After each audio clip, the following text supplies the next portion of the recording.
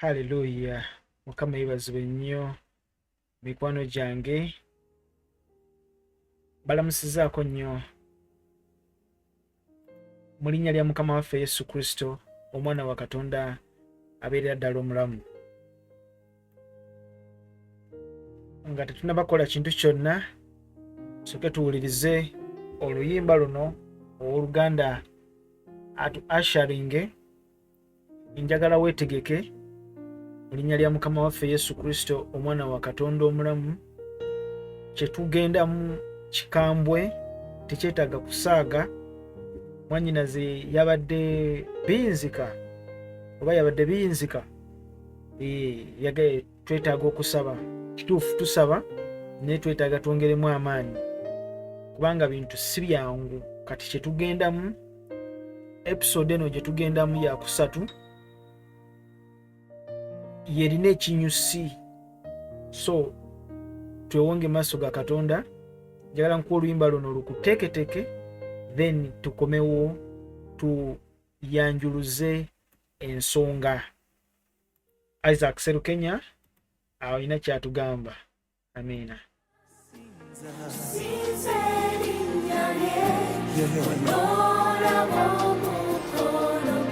Kusinza Katonda, kusinza Katonda, wemmeme yange, abamusinza,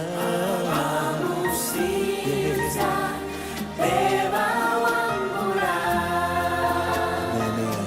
meme yange, musinze, musinze, mera wetusinza,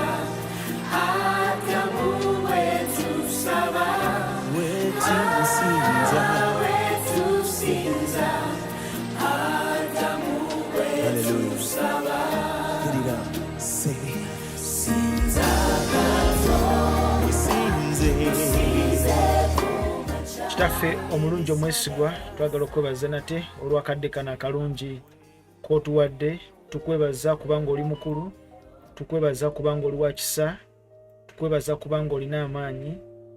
Tuwonga savisi eno mu mikono gyo nga tugenda okuyigiriza, okusomesa. Producer wange ali mu byuma, naye muteeka mu mikono gyo Mukama.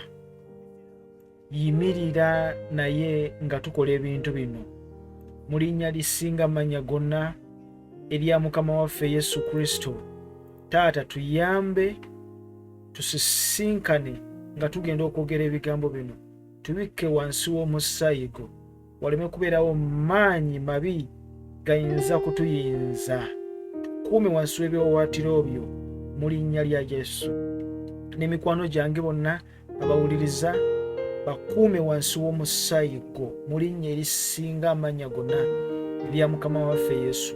Mbasiringa n'omusaayi, emyoyo gino egitambula egiwamba tegifune mukisa eri obulamu bwaffe. Tuteekeko omukono gwo mu linnya lya Yesu. Twogere ekigambo kyo mu maanyi ag'Omwoyo Mutukuvu.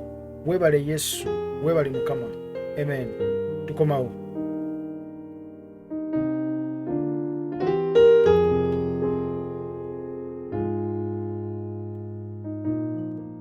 Amen. Mukama yebazibwe nnyo. Njagala kwaniriza nate kulika nnyo mu kadde ako ke tubaddemu. Anzikiriza nti Katonda agenda kukola bulungi nnyo. Tugenda kwogera ebigambo eby'amaanyi ebigenda okutwala ate ewala ku level eddako. Mukama waffe yebazibwe. Byebyo ebigambo byaffe bye tulina, tetulinaayo bigambo birala. Twogera ebyo Mukama babeera atuwadde okwogera. Hallelujah. Njagala kwebaza mikwano gyange mwenna abali mawanga ag'enjawulo, aba subscribinga. Ekintu kye nakusabye ky'oba okola kiri ekintu kimu. Gabanako ne mukwano gwo, sharingako naye, musindikire kalinki aleme kugwa mu nsobi eyo. Ekyo kyokka ky'osobola okunkolera.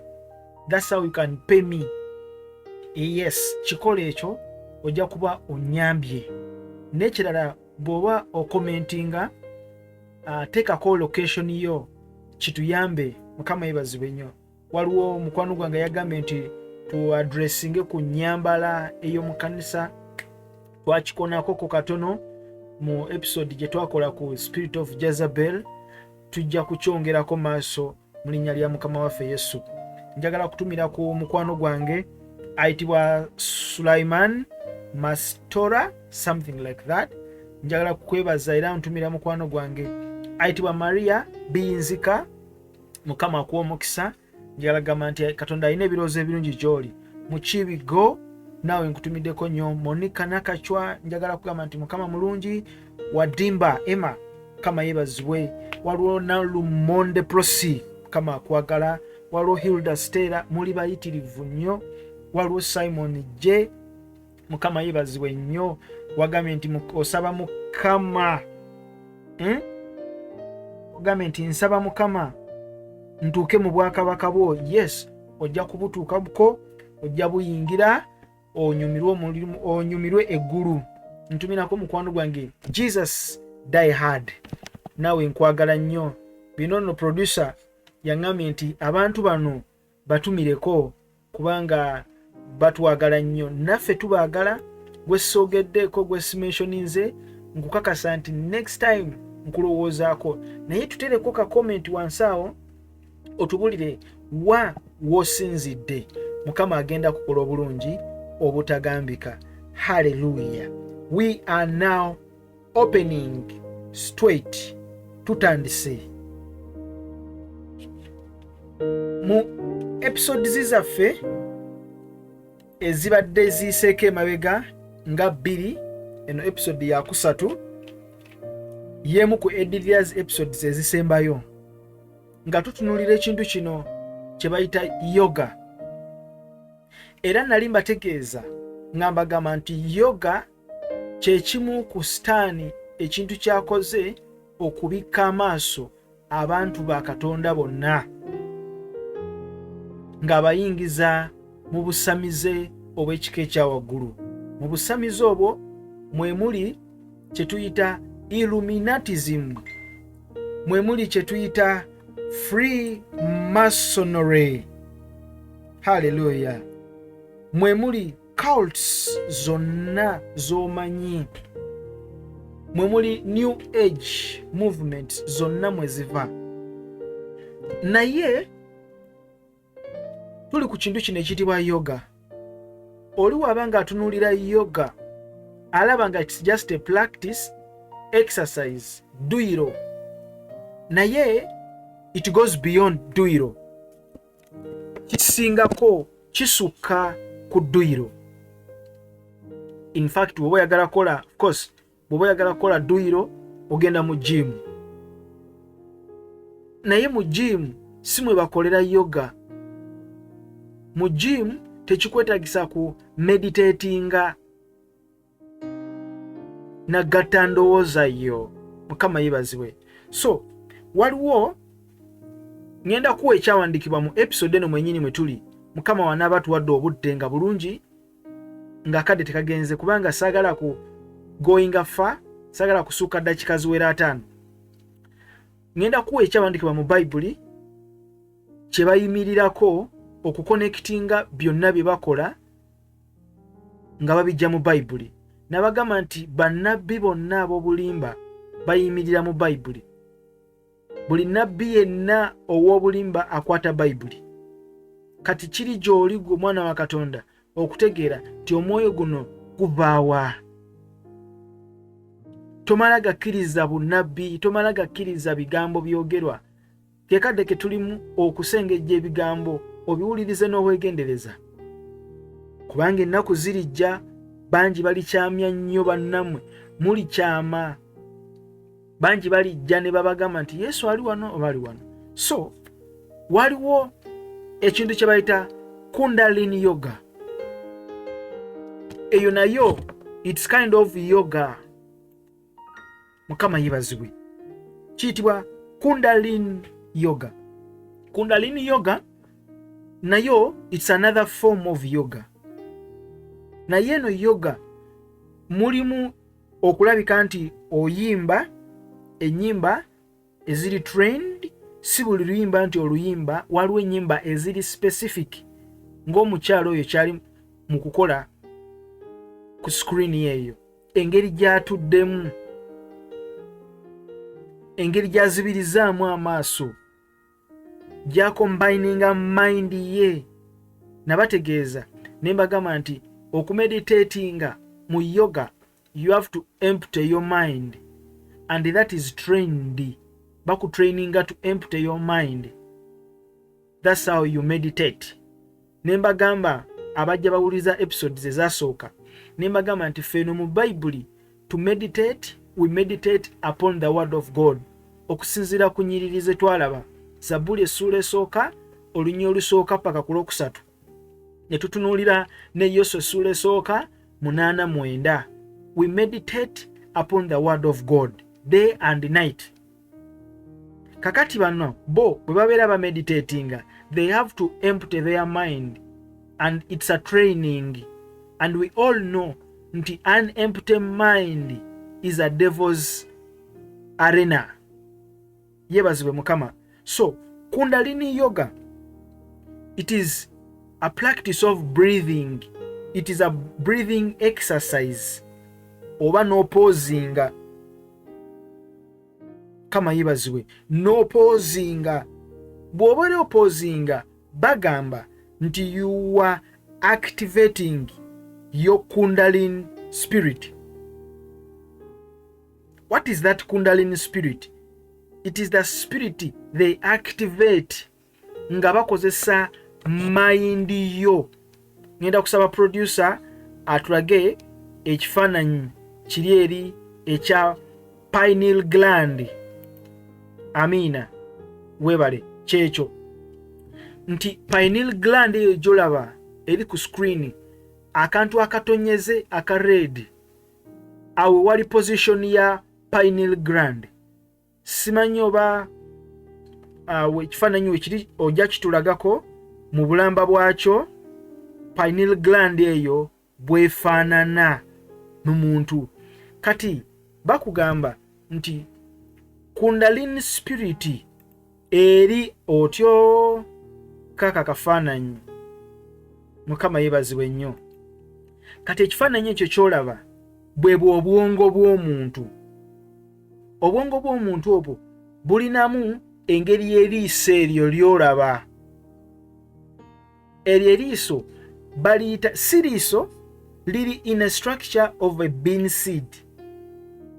Kakati bakiyita pineal gland. Pineal gland bweto bweri eri mu bwongo. That is the brain of a human being. Tuli fenna. Kakati bweti weri located yawo mu bwongo bwolaba obwo. Tuli fenna bwebwo obwongo ne awali red eyo awali akatonyezaako we wali position ya pineal gland eyo gyolaba. Kakati eri mu shape ngeri ya liiso. Kyovulaba nti bano abasajja bo bakugamba nti that is what we call the third eye. Nti omuntu alina amaaso abiri ne munda mulimu eriiso eddala. Tuli fenna. Kakati eri eriiso lyetwandiise pineal gland, siriiso lyetwandiise pineal gland, liri connected to your spine. Actually liri located along vein connecting ne spinal cord yo. Kyovolaba bo bakugamba nti it is a spirit located on the base of your spine. Yebazibwe Mukama. Kakati abasajja bano kye bakola kiri bwe kiti nti spirit kyovolaba omukyalo oyo nga bw'atudde alina okulabika nti atuula in the position nga spinal cord ye eri straight. Talina kwewetamu, alina kubeera nga eri straight. Bo bakugamba nti bw'azibiriza bw'ati abeera akonektinga n'eriiso liri eriri munda ly'enkula ze lino. Kati eriiso eriri munda eryo si liiso, nkiddamu just nkireese bwentyo, si liiso, naye it is an organ of the brain, part of the brain. Lwakuba nti eri mu ngeri ya liiso. That's why nti bo baliyita eye, the third eye of a human being. Kakati kundalini, it is a spirit. Bo gye bagamba actually it is a evil spirit, naye bo bakugamba it is a spirit based on your spinal cord yeyo, whereby it connects with your brains and the mind using that pineal gland kye bayita third eye. Kyova olaba bo bakugamba nti we have another eye, whereby that eye we use it to see the unseen body. Tukozesa eye eyo okulaba mmwe bye mutalaba. Kati concept eyo bagijja mu Bayibuli.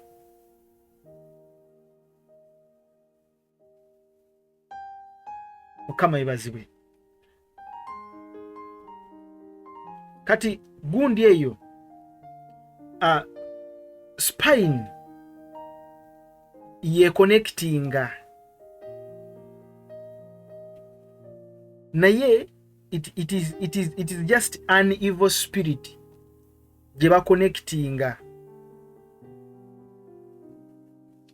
It is not physical nga bonagamba nti it is physical exercises. They are not physical exercises. Kubanga singa zibeera physical exercises, then babeera balina okugenda mu gym. Naye they just lie, balimba bulimbi. Kati bo kye bakola, buli bw'otuula n'okola exercise ezo, lessons number, okulabika nti bakuconnectinga. They connect that pineal gland ne closinga your mind eberenga eri empty. They connect you to a spirit which is kundalini. It is called the kundalini spirit. That's why bajita kundalini yoga. Kati that is a demonic connect. They connect you to the world of demons. It is a satanic enlightenment. Actually, they say when they connect you, you see the enlightenment, what they call the illuminati. You be illuminated. Chetugamba nti oyakidwa. Kati concept eje bajija, they say you are illuminated. Illuminated kitegeeza nti oyakidwa, like ofunye ekitangala. So kati concept eyo eya illuminatism gye bajija ne bagamba nti you are illuminated, nga bakozesa pineal gland nebeera connected to your spine. They believe nti at the base of your spine waliwo kyenakugamba kye bayita chakra.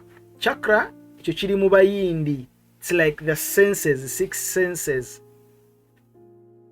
Kati the last chakra eri ku base yo eya spine yeyo ebeera enlightened. Ne bagamba nti when you close your eyes, when you start to think and meditate, you empty your mind, then you see the world, another world. Bo gye babeera bakukoze eki, gye bakugambye. We call that clairvoyance. You become clairvoyant. You see clear. Clair it is clear. It's a Spanish word, sorry, a French word. So voyant, it's a vision. So you see clear visions. That's what they call clairvoyance. Kati kiri mu ba French. So when they use that system, they are connecting you to the spirits. It's not just yoga. Yoga, it's a cult, dini. Nga bonagamba nti ndi mu Katuliki. Kati mu ba Hinduism, mu ba Tosh, abo bagundi, aba ba Hindu, ba Buddhists n'abalala. They use that system okulabika nti they communicate to those spirits. That's why Boba kugamba nti we are illuminated. We belong to the Illuminati world. Nga bakozesa eriisa eryo. So eriisa eryo balijja mu Bayibuli. Mu lunyiriri tugenda okulaba tulutunuulire, tugenda kusembayo ne episode eno oba oli awo bwe tunaba tufunye ekirala, depending on the demand and what we have on our desk. Kama ebazibwe nnyo. So Kundalini yoga nkyesaawo, of course bingi nnyo tuyinza obuta bimalayo. Now poses ezo ze bajja bakola hiding ebintu bingi, babeera bakulaga nti tuli mu yoga, tukola yoga, abakazi bagendayo ne bakola zi poses ezo zonna ze bakola, but at the end poses ezo basobola zikola mu gym, naye arrangements ze bakola after poses they have to meditate. Kakati meditation eyo gye bakola, it's a full training. Baba connecting ne ancient gods. Mu Bayindi balinayo bwe buli olengera ewali eriiso erimu oba kibumbe nga kirimu eriiso limu. Mu Bayindi ojja kulaba balinayo bakatonda nga balina eriiso limu, oba nga balina eriiso eddala ku kyenyi liri wakati w'ebisige, wakati mu kyenyi. Bingi ebiseera mu biraba nga bafumbiza bawala baabwe, balinayo ebiseera seasons ze celebratinga nga balina ebintu bye bateeka mu kyenyi, nakutegeeza oba bakiyita tilter, something like that. Kati babeera bakulaga nti we don't just have two eyes, but we have another third eye, whereby that third eye, it connects us to see another world. Kati, that's where familiar spirits come out. They connect you to ancient gods. Gwenga tumanyi gwokanya kwoza nti nkola yoga dini, it's a cult. Mu bakatonda baabwe waliyo bakatonda ba Egypt, waliwo gwe bayita Horus, the ancient god of Egypt. Akyaliyo ne kati bakyamusinza, alina eriiso eryo. There's a god with one eye. Bw'otunula mu sente z'Amerika balina mu pyramid eyo mulimu eriiso eriri wakati. Kati eriiso eryo lirina light eryetoolodde. What are they trying to show you? They are trying to show you we have an eye which gives us light. So we are enlightened. We are illuminated. We are illuminatis. That's where it comes from. Kakati ba connecting with the ancient gods. Omuli Shiva, Lord Ganesha, Lord Shakta, mu Bayindi. N'ebirala bingi nnyo betutayinza kumalayo mu kadde kano kennyini. Kyengezako kutegeeza yiyo dola, sente z'Amerika ezirina ebintu ebifaanaganako bwe bityo bye mbadde ngezaako okunnyonnyola. Hallelujah. So if it's to make physical exercises and attention to your body, go to the gym, whereby in the gym you will not connect your mind. Tuli fenna. Now ngenda kuwa olunyiriri we bajja ebigambo ebyo nga sinabagendayo kankulage Lord Shiva. Waliwo oyo kati oyo katonda waabwe w'Abayindi. Olaba position gyatuddemu yeeno, olaba tewali njawulo. Olaba amagulu g'engeri gyagazinzeemu, emikono gyagitaddemu. Kati wano akulaga nti alina emikono ebiri, naye ati bano bakatonda wali abalina emikono nga 6. Tuli fenna. Kati ono ojasanga nga alina emikono ebiri, waliwo abalala bojosanga nga balina emikono nga 6 ku mukono gumu, nga balina postures za njawulo. Kati olaba ekyenyi kyoyo Ganesh, olaba ekyenyi nti waliwo akantu akaliwo. Akantu akakaliko bakasiiga nnyo ku Bayindi. Abayindi kati kabeera kategeeza nti we have another third eye we are using to see, and that's where they connect those people. Buli muntu akola yoga to see. Mukama yibazibwe nnyo. So kati manya buli muntu akola yoga oyo yoga wanjawulo bika bingi nnyo, naye buli kika kya yoga kyokola kiyina demonic system gye kikuyingizaamu. At the end of the day ololingira mu cycle eyaba illuminati. Bwebwo buzibu obukirimu, because you are connecting your mind. So olunyiriri luli mu Matayo 6:22.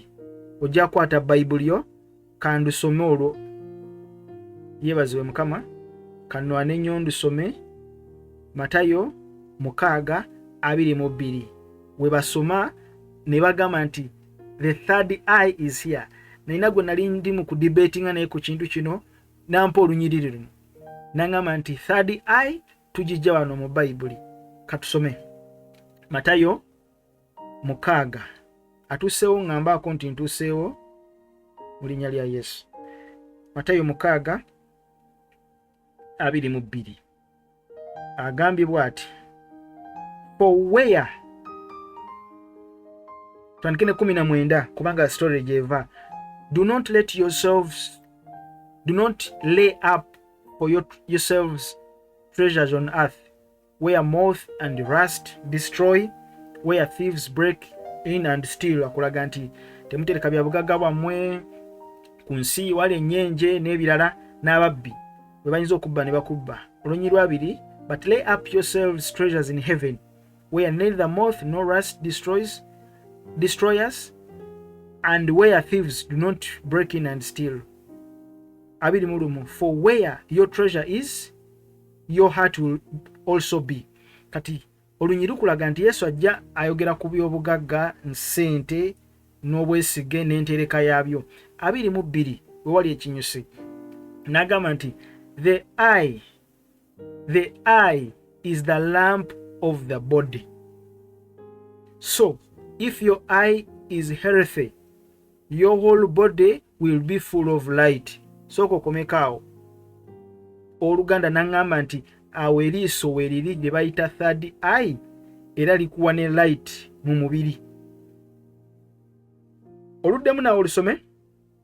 The eye is the lamp of the body. So if your eye is healthy, your whole body will be full of light. Then what is that eye? Mukama yibazibwe. Nayongerayo n'agamba nti olwabiri mu 3, but if your eye is bad, your whole body will be full of darkness. If then the light in you is darkness, how great is the darkness? kakati olunyiri luno lukulaga nti waliwo eriiso eryo nga likuwa ekitangaala mu mubiri, era bayibuli ng'ekugamba nti eriiso eryo bwe liba bbi, if your eye is healthy, your whole body will be full of light. Tugambe aya eyo gyali mu kwogerako Mukama waffe Yesu wano ng'ayogera n'abayigirizwa be, if it is healthy, which means your body will be full of light. Kati that's why nti olaba nkulage njagala mpa gundi US dollar. Yes, thank you. Kati olaba US dollar erina light emabega waayo. Kati bakugamba bayimirira mu Matayo 6:22 ne bakugamba nti if this body has light inside, which means your eye is healthy, bagamba nti then your eye is healthy. Bino ebigambo bino bakwotinga Yesu bye yayogera. So that's why they come up with that light around that eye with a pyramid. Mukama yebazibwe. Ojja kwetegereza nti ebiseera bisinga ebifaananyi bwebityo bye bakuba wabeerawo light ebbali. Babeera bakulaga nti your eye is healthy, so now your body is full of light. Nabategeeza ne mbagamba nti sitaani akwata ebyawandiikibwa bino n'abinyoolanyola asobole okuggyamu ye amakulu ge g'ayagala. Mukama yebazibwe. So olaba noono Katonda w'abayindi ono Shiva oba Ganesh, emabega we waliyo light bw'oba ogiraba. Kati eyo light bagijja wano mu Bayibuli mu Matayo 6:22 we tusomye nga bakulaga nti their third eye is activated. When it is activated, then they can have full light in their body. Awo bakugamba we tujja eriiso ly'aba illuminati. Ebigambo nno bino biwulirize n'obwegendereza. Saagala osubwe kintu kyonna kubanga wetulaga wakulu. Mukama yebazibwe. Naye Yesu yali ategeeza ki? Kubanga tulengera mu lunyiriri olwabiri okutandika ne 19 Yesu addressing ekibiina kye about treasures, ebyobugagga, entereka y'essente n'ebirala n'ebifaanaganako bwebityo. Mukama yebazibwe. Kati ku lunyiriri olusembayo olwabiri mu 4 n'agamba nti no one can serve two masters. Yebazibwe. Ojja kusoma ebiddako wansi ng'akulaga nti you cannot serve God and money. So tosobola kuweereza Katonda na ssente. Bw'okola study y'olunyiriri luno ekulaga nti Yesu ali mu kwadressinga ssente. Tuli ffenna ali mu kwadressinga treasures and God n'eggulu enterekayo. Kakati akozesa, nze nange nali nsoma olunyiriri luno edda nali ndowooza nti Yesu ayogera ku maaso gaffe gano ag'omubiri, kubanga amaaso gaffe gano gasika light n'egenda ku bwongo n'esobola okusindika information n'ekomyawo information ku liiso nti kati ogenda gwa mu kinnya. Naye wobeerawo enzikiza light tesobola kuyingira mu mubiri, whereby amaaso tegasobola kusindika information ku bwongo otegeere ekiddako, osobola ogwa mu kinnya. So ngendo mala okukola study, ngendo okwezuula I was wrong. Kati tugenda kutunuulira Yesu yali ategeeza ki, context y'olunyiriri luno yali ki? Matayo 6 soma 19 22 we wali ekinyusi Yesu ayogera ku eye. The eye is the lamp of the body. Kati abasajja we bayimirira ne bagamba nti eriiso tulirabye lirino, it is the lamp of the body, ly'ettaala ly'omubiri. Oba nfunye oba tonfunye, commentinga wansi awo tujja kuddamu episode oba osobola okuliwindinga. Naye bwe nakwata original texts, contexts n'enkola research, background y'ebigambo bino Yesu bye yakozesa idioms. Yesu yali asomesa ku kintu kirala nnyo. Yakozesa idioms z'Abahibru ezalinga popular. Yakozesa idioms ez'Abahibru. Idea eyo gye yakozesa. Yeebazibwe Mukama. Yabagamba the eye is the lamp of the body. Kati tebaamutegeera. Sitaani n'abuuka n'akikwata n'akiwamba. Kati what is an idiom? Idiom, it is just an expression. Mu bigambo bye tukozesa, mu lulimi lwe tukozesa, kibeera peculiar to itself. Kibeera different to itself. The word peculiar, like kyanjawulo. For example, edda twasomanga nga batugamba, musomesa natugamba mu idioms, today it rained cats and dogs. Kati bwakugamba it rained cats and dogs, ojja kulowooza nti embwa ne kapa zavudde waggulu ne zigwa wansi. That's not cats and dogs. Kiba kitegeeza mu idiom, idiomatically, aba akugamba ti enkuba yatonye nnyingi.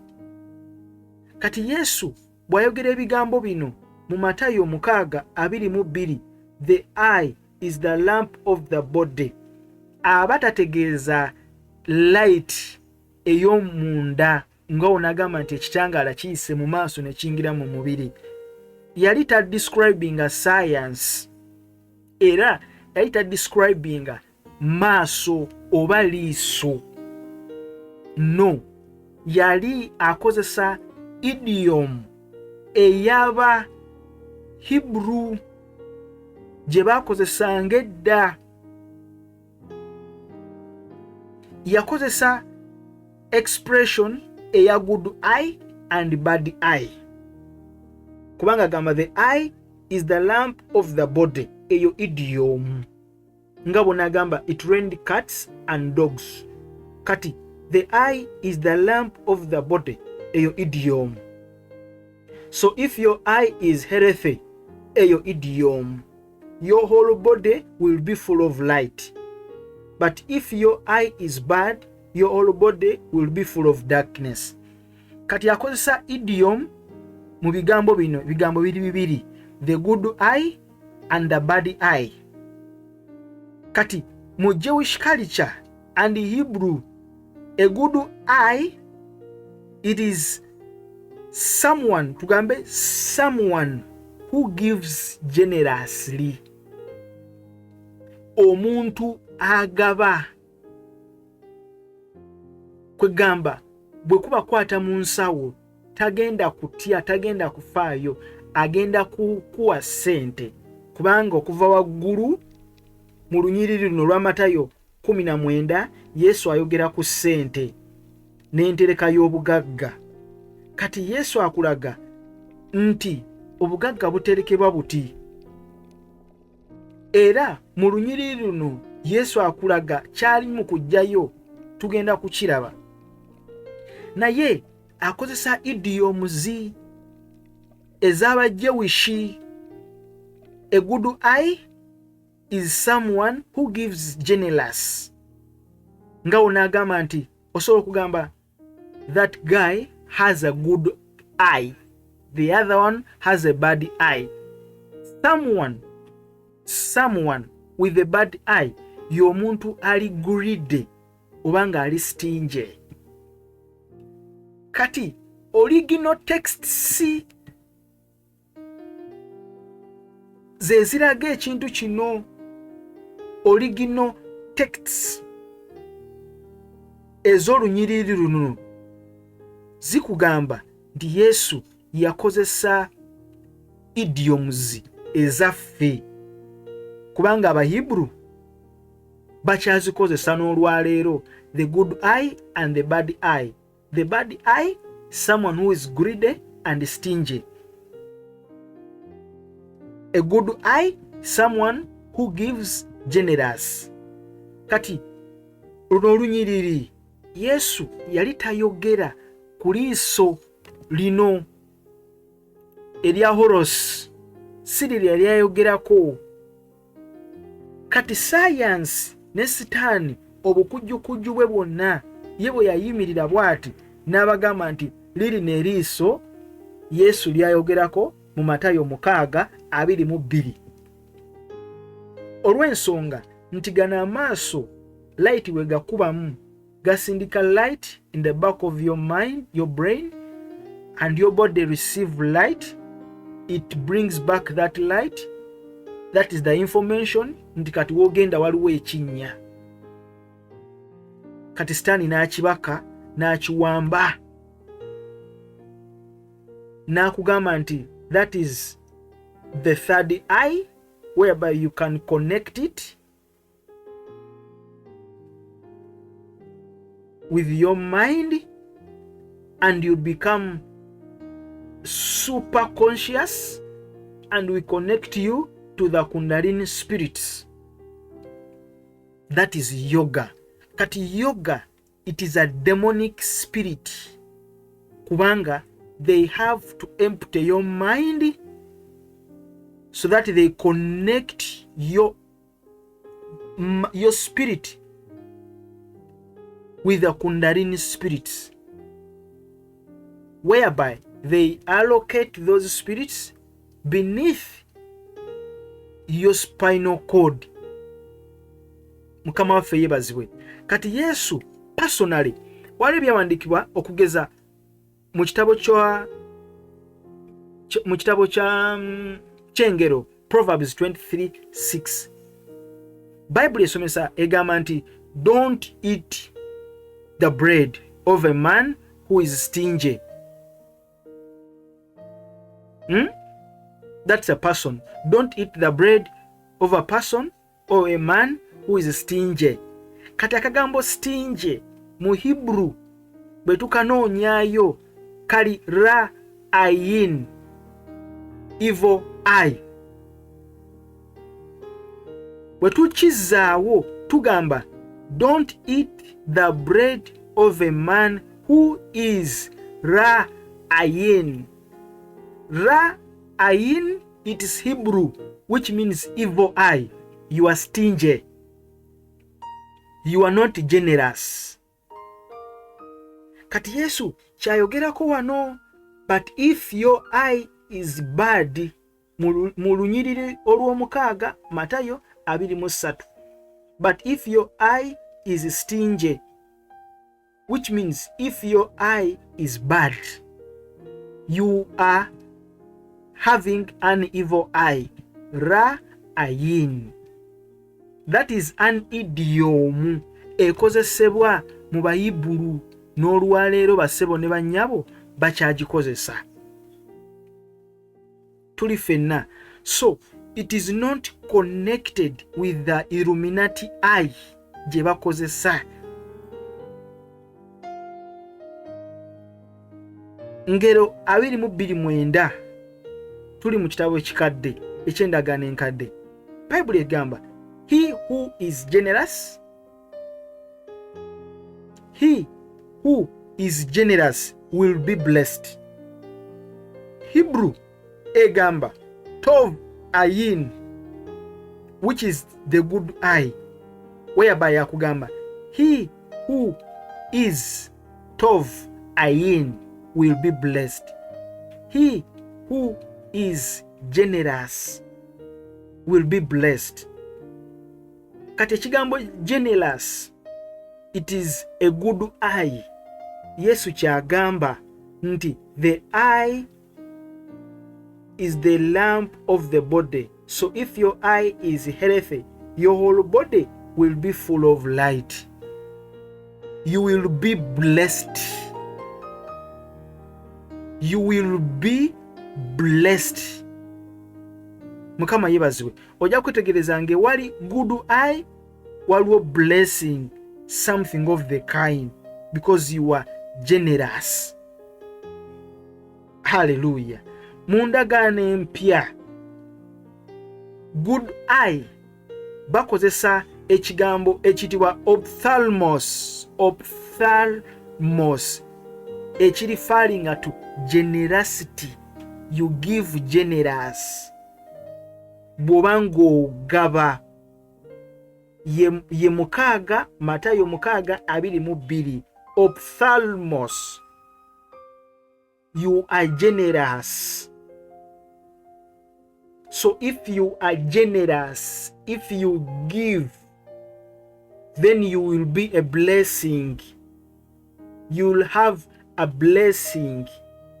Bwe tuba tutadde ebigambo bino mu lunyiriri luno, tukola study.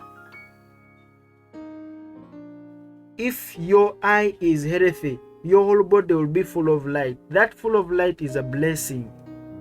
If your eye is healthy, which means if you are generous to give, eyo njogera eri idiomatic, eri egamba cats and dogs. Mwerabidde olunyiri olugamba the hand that giveth is the hand that receiveth. Omukono ogugaba gwe mukono ogufuna. The hand that giveth is the hand that receiveth. If your eye is healthy, your body will be full of light. If you give generous, you will be a blessing. You will receive a blessing. Simple as that. Kati sitaani ye kye yakola n'akibba n'agamba nti this is the eye. And how do we connect this eye? Kubanga sitaani ali so cunning, mugezigezi nnyo, nti ye akukuba era anoonya wakutira ofe. Yeebazibwe Mukama.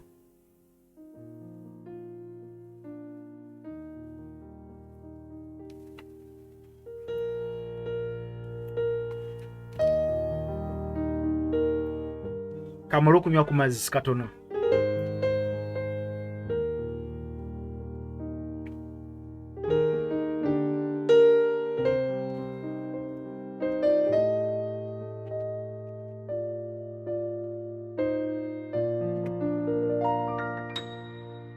Yes. Mbadde nkyakugamba, webale kuŋŋumiikirizaamuko. Mbadde nkyakugamba nti luno olunyiriri Matayo 6:22-23. The good eye. Bw'abanga Yesu ayogera ku good eye and the bad eye, tategeeza maaso gano oba tategeeza liiso liri, kubanga Bible egamba good eye and the bad eye. Takozesa time kwogera ku liiso liri eriri munda mu bwongo bwe twalabye. Dirino wano ndowooza kandi kulageko. No. Liri. Wow, God.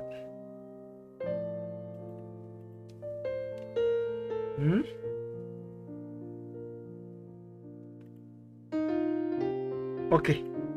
Diryo.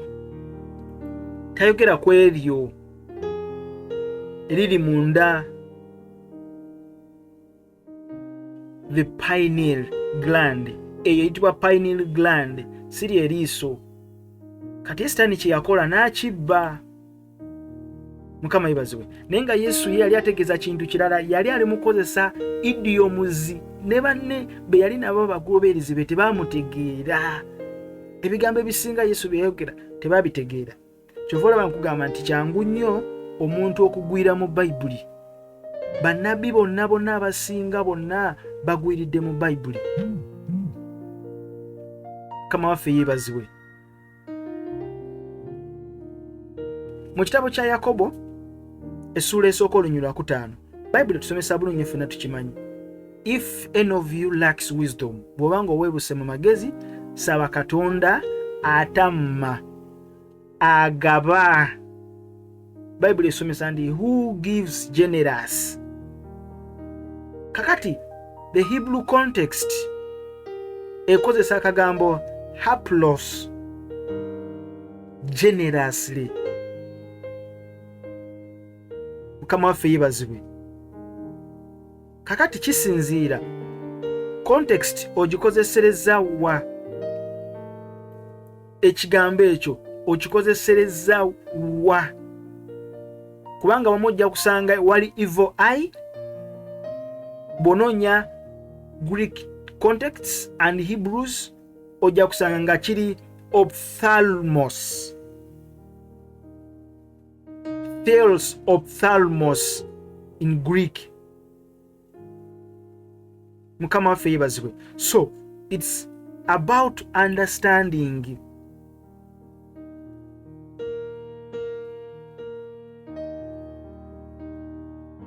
Hallelujah. So Mukama waffe Yesu Kristo maliriza kyova olaba nti mu lunyiriri luno wansi 6:24 Matayo agamba no one can serve two masters, for either he will hate the one and love the other, or he will be devoted to the one and despise the other. Akugamba you cannot serve God and money. Tosobola kuweereza Katonda n'oweereza ne ssente, mamona. Ku bibiri okyawako kimu. Bw'otunuulira text okuva waggulu ku 19 paka ku 24, Yesu ayogera ku kugaba with money, giving generously and money, serving God with money. You can serve God with money, but you cannot serve God and money. Yesu kyali mugezako kutusomesa n'agamba nti you can serve with money. Topics ziri 3 zendi mu kuyigamu wano, points ziri 3. Agamba nti we should serve God, not money, because these are two masters. You cannot serve these two masters at one time. Nakugamba nti of the two, serve one, either God or money. And we should be generous, we should give. Ng'akozesa idiomu ey'Abayibulu n'Abajju gye baakozesanga edda. The eye is the lamp of the body. Eyo it is an idiom. Nakutegeeza idiom nga bwe twagamba it rained cats and dogs. Bwe nzija ne nkugamba nti it rained cats and dogs, oyinza okubula nti embwa n'ente ne kapa biva bitya okuva waggulu. So Yesu yakozesa idiomatic language okukweka information gye yali abagamba. Kati sitaani n'adduka emisinde n'agamba nti this is the eye Jesus is talking about. Tugenda kugenda maaso n'ekintu kino, tugenda kwongerayo episode endala. Mpulira nga waliwo ekirala kye twandyagadde twogereko, naye nga maliriza. Ebigambo bino bw'oba nga tobitegedde, ndi mu kusabira obitegeere. Osobola okuddayo n'opuleyinga akatambi kano, n'okwata peeni, kwata ekitabo n'olupapula owandiike. Saagala obule. Mukama yebazibwe. Kati bano abakola zi yoga, kino kasatu kikutteko, tugenda kweyongerayo n'abakola yoga gye tuneeyongera maaso eyo Mukama nga atuwadde ekisa. Naye nkyenjagala omanye nti bano abasajja ba illuminati abakozesa eriiso mu kusinza n'ebintu byabwe ebirala, idea bagijja mu Matayo 6:23-22. Naye nkubuulidde kyekitegeeza, tekitegeeza liiso. Nedda, buli olengera ewali bad eye and good eye mu context za Mukama waffe Kristo wano, yali ayogera ku giving, generosity, okugaba. Yebazibwe. Kati bw'aba ayogera ku light in the body, ayogera ku blessings, nti bw'oba oli mugabi ng'omukono gwo gugaba, you will receive. That is the light. Kyova Bible egamba nti the hand that giveth is the hand that receiveth. Kiyali agezaako kukola ki? Okukulaga. It is to give. That is the concept Mukama waffe Kristo gye yagezaako okutunnyonnyola. The good eye and the bad eye. It is an idiom. Kansubire nti ako okategedde. Mukama akumpeera omukisa. Nkomye wano naye ngenda kusabira, kubanga tukyeyongerayo bintu binnyo bye tugenda okulaba mu kintu kino. Kitaffe omulungi omwesigwa, njagala okwebaza kubanga oli mukulu era oli w'amaanyi, teri n'omu akwenkana. Tukwebaza kubanga oli w'amaanyi, tukwebaza kubanga oli wa kisa. Tukuume wansi w'omusaayi gwo, otukweke eri obubi. Tukuwe ekitiibwa, tukuwe ettendo. Oli mukulu, oli w'amaanyi. Wansi w'omusaayi gwo mwetekweka, leka Omwoyo Omutukuvu atuyigirize, atubikule okutegeera. Weebale Mukama, weebale nannyini maanyi. Mwenna mbatumiddeko abali mu mawanga ag'enjawulo. God bless you. Obudde buweddeko. Bye bye. We meet again in another episode. God bless you.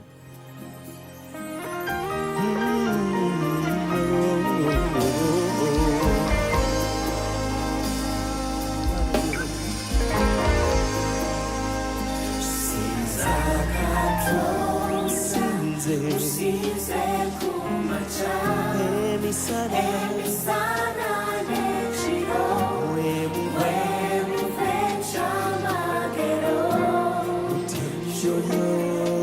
tendoyo, Katonda mwabera, sinze linnya lye, onoolaba omukono gwe.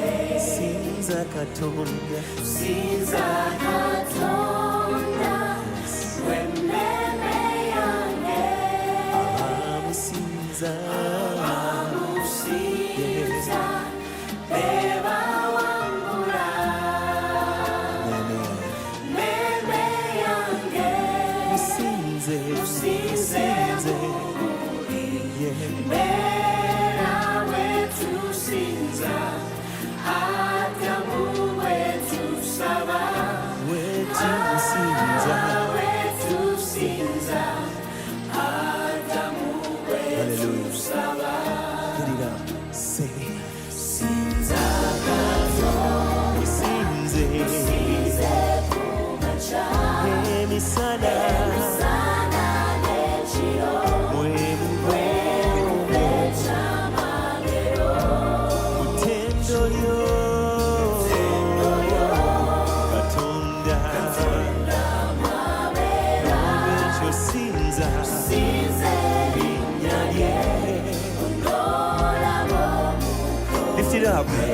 kusinza Katonda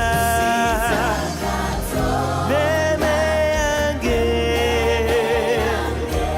anamusinza neba wangula. Yes. Meme yange musinze mubulinde. Oh Adamu bwetusinza. That's true. That's right. Come on, why don't you lift up your hands and worship the Lord? He's worthy.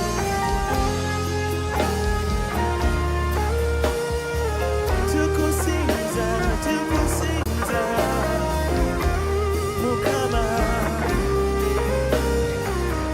Meme yange, musinze, mubuli.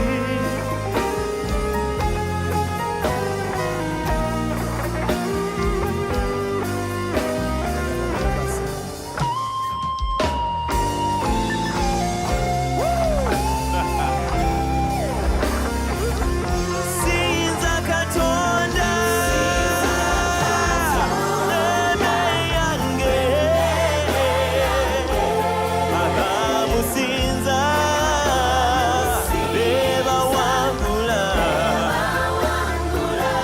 Meme yange hey, musinze musinze mubuli era.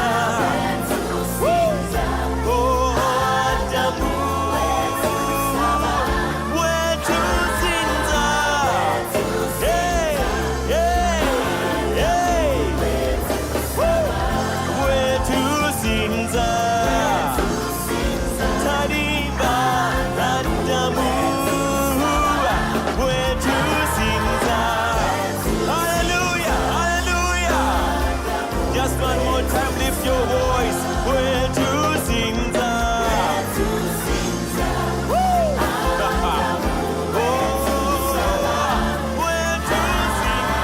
Bwetusinza, Adamu bwetusaba.